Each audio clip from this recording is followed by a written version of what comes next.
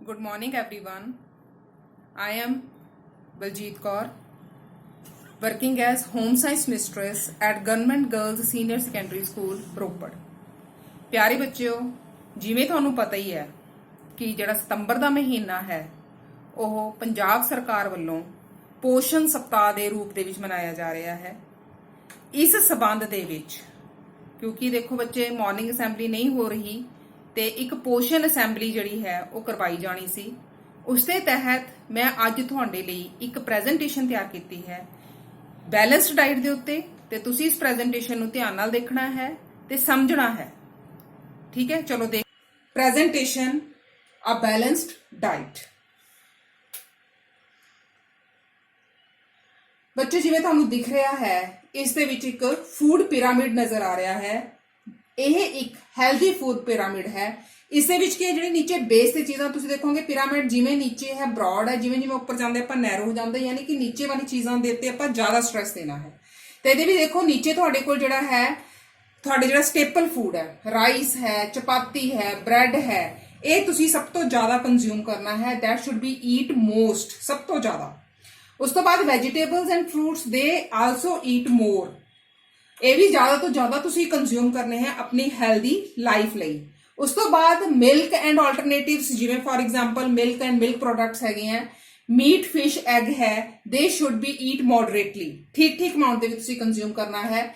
ਤੇ ਫੈਟੀ ਜਿਹੜੀਆਂ ਚੀਜ਼ਾਂ ਹੈ, ਆਇਲੀ, ਸਾਲਟੀ ਜਾਂ ਹੈਵੀ ਸ਼ੂਗਰ ਵਾਲੀਆਂ ਚੀਜ਼ਾਂ, ਦੇ ਸ਼ੁੱਡ ਬੀ ਈਟ ਲੈਸ, ਇਹ ਘੱਟ ਤੋਂ ਘੱਟ ਯੂਜ਼ ਕਰਨੀ ਹੈ। ਤੇ ਤੁਸੀਂ ਇਸ ਪਿਰਾਮਿਡ ਨੂੰ ਧਿਆਨ ਦੇ ਵਿੱਚ ਹਮੇਸ਼ਾ ਰੱਖਣਾ ਹੈ। This is healthy food pyramid. ਹੁਣ ਦੇਖੋ ਬੱਚੇ, ਜਿਵੇਂ ਤੁਸੀਂ ਆਪਾਂ ਗੱਲ ਕਰੀਏ ਤਾਂ ਇਹ ਐਡੋਲੈਸੈਂਸ ਜਿਹੜਾ ਪੀਰੀਅਡ ਹੈ, ਜਿਹੜਾ ਜਿਸ ਪੀਰੀਅਡ ਦੇ ਵਿੱਚ ਤੁਸੀਂ ਲੰਘ ਰਹੇ ਹੋ, ਤਾਂ ਵਟ ਇਜ਼ ਐਡੋਲੈਸੈਂਸ ਪੀਰੀਅਡ ਜਾਂ ਕਿਸ਼ੋਰ ਅਵਸਥਾ ਕਿਸ ਨੂੰ ਕਹਿੰਦੇ ਹਨ।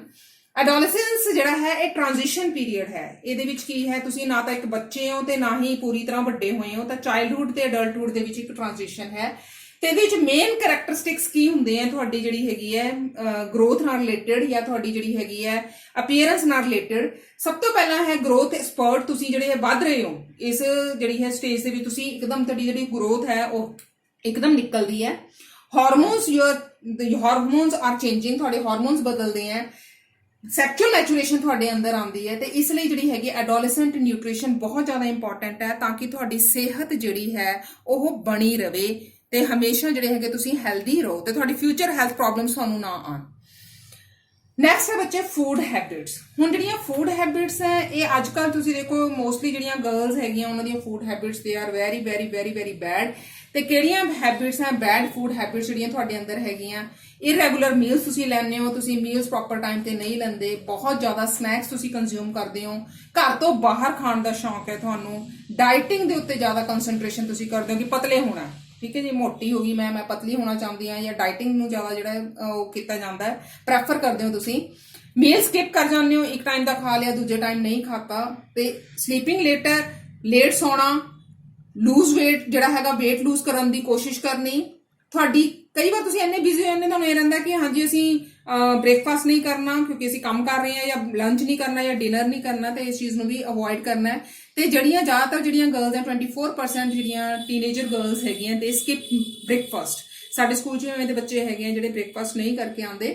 ਤਾਂ ਬੱਚਿਓ ਇਹ ਬਿਲਕੁਲ ਗਲਤ ਗੱਲ ਹੈ। Breakfast that is the most important part ਜਿਹੜਾ ਹੈ ਤੁਹਾਡੀ ਜਿਹੜੀ ਹੈਗੀ ਹੈ ਡਾਈਟ ਦਾ ਹੈਗਾ, ਤੇ ਇਹਨੂੰ ਕਦੇ ਵੀ ਤੁਸੀਂ ਸਕਿਪ ਨਹੀਂ ਕਰਨਾ, ਕਦੇ ਵੀ ਇਹਨੂੰ ਨਹੀਂ ਛੱਡਣਾ।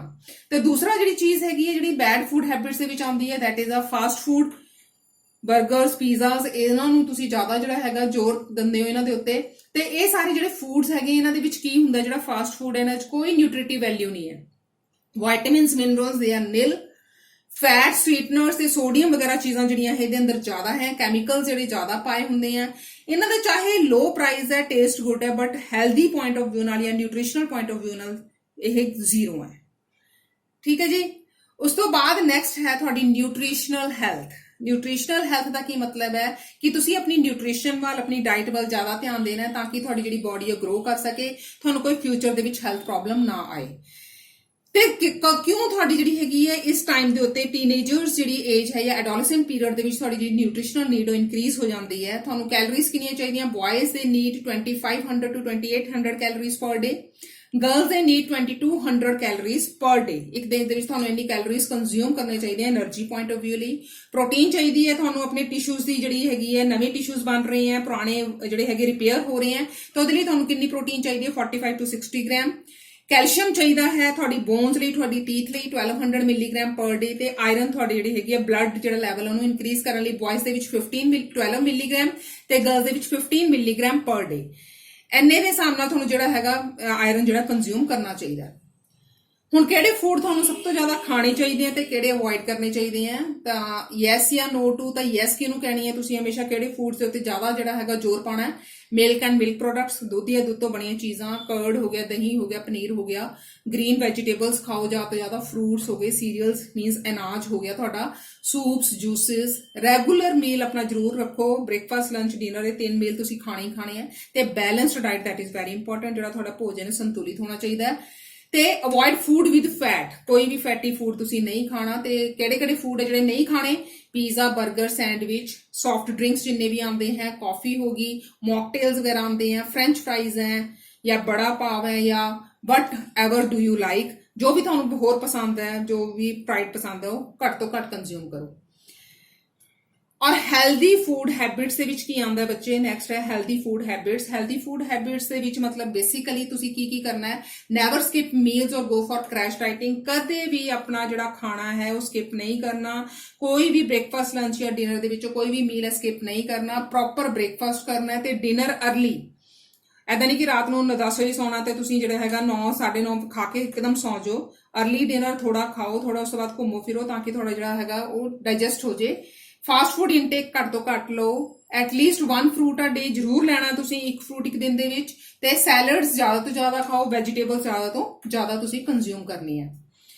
ਇਹ ਤਾਂ ਹੋ ਗਿਆ ਬੱਚੇ ਡਾਈਟ ਦੀ ਗੱਲ। ਹੁਣ ਐਡੋਲੈਸੈਂਟ ਪੀਰੀਅਡ ਦੇ ਵਿੱਚ ਹੋਰ ਤੁਹਾਡੇ ਲਈ ਕੀ ਜ਼ਰੂਰੀ ਹੈ? Exercise and physical activity. Exercise that is very important. Physically you should be active. ਤੇ ਕਈ ਬੱਚੇ ਪੁੱਛਦੇ ਆ ਕਿ ਇਹਦੇ ਨਾਲ ਹੈਲਪ ਹੁੰਦੀ ਹੈ, does it really help? Yes, of course, why not. ਕਿਆ ਹੁੰਦਾ ਐਕਸਰਸਾਈਜ਼ ਦੇ ਨਾਲ ਜਾਂ ਫਿਜ਼ੀਕਲੀ ਜਦੋਂ ਤੁਸੀਂ ਐਕਟੀਵਿਟੀ ਕੋਈ ਕਰਦੇ ਹੋ ਤਾਂ ਕੀ ਹੁੰਦਾ ਹੈ? ਇੰਪਰੂਵਸ ਯਰ ਸਟਰੈਂਥ ਐਂਡ ਐਂਡਿਓਰੈਂਸ। ਤੁਹਾਡੀ ਸਟਰੈਂਥ, ਤੁਹਾਡੀ ਜਿਹੜੀ ਤਾਕਤ ਹੈ ਵੱਧਦੀ ਹੈ। ਬੋਨਸ ਤੇ ਮਸਲਸ ਜ਼ਿਆਦਾ ਮਜ਼ਬੂਤ ਹੁੰਦੀਆਂ। weight gain ਨਹੀਂ ਹੁੰਦਾ, ਮੋਟੇ ਨਹੀਂ ਤੁਸੀਂ ਹੁੰਦੇ। ਐਂਗਜ਼ਾਇਟੀ ਤੇ ਸਟ੍ਰੈਸ ਤੁਹਾਡੀ ਰਿਡਿਊਸ ਹੁੰਦੀ ਹੈ, ਘਟਦੀ ਹੈ। ਤੁਹਾਡੀ ਟੈਨਸ਼ਨਸ ਹੈ ਮਾਈਂਡ ਦੇ ਉੱਤੇ ਘਟ ਜਾਂਦੀਆਂ।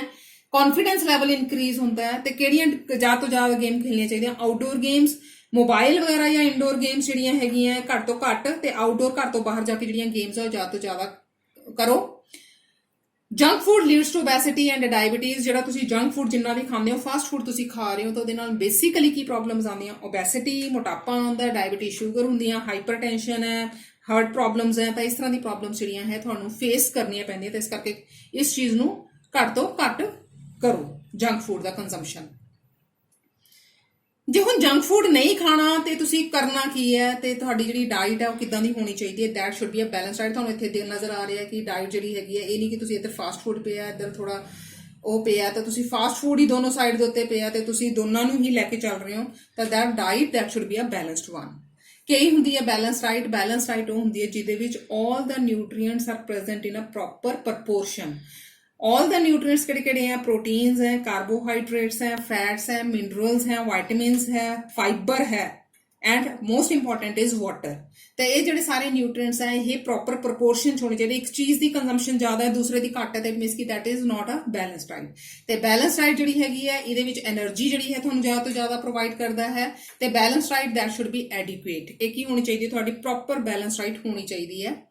तो बैलेंस डाइट दी जिहड़ी हैगी है क्यों इंपॉर्टेंट है बच्चे? क्यों लैनी है तुसी बैलेंस डाइट? क्योंकि इहदे नाल जिहड़ा हैगा तुसी एक प्रोवर्ब है इंग्लिश दी कि healthy mind lives in a या sound mind lives in a sound body.